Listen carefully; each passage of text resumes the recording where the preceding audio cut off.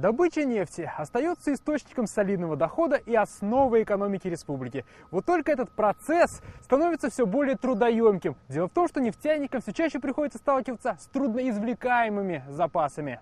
Как говорят в Татарстане, миллиарды тонн нефти, и это на сотню лет. Но в основном это сверхвязкая, битумная и сланцевая нефть.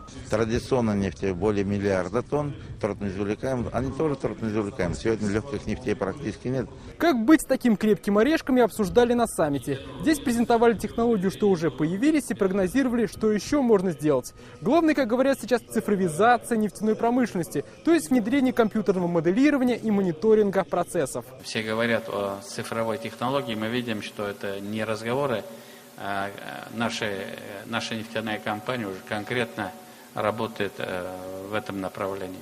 Еще ученые из КФУ придумали своего рода подземный завод по переработке нефти. С помощью катализаторов ее делают менее вязкой. Технологию уже в этом году должны применить добывающие компании. Идея такая казалась фантастической. Мы заключили проект в Колумбии, Китае проект, да, вот Статнефтью проект, по использованию катализаторов под землей. Сейчас нефтяная промышленность Татарстана – это 1500 добывающих и перерабатывающих предприятий.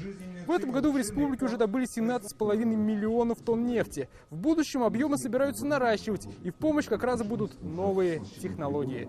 Дмитрий Арин, Андерсон Тальцев, ТНВ, Бугульминский район.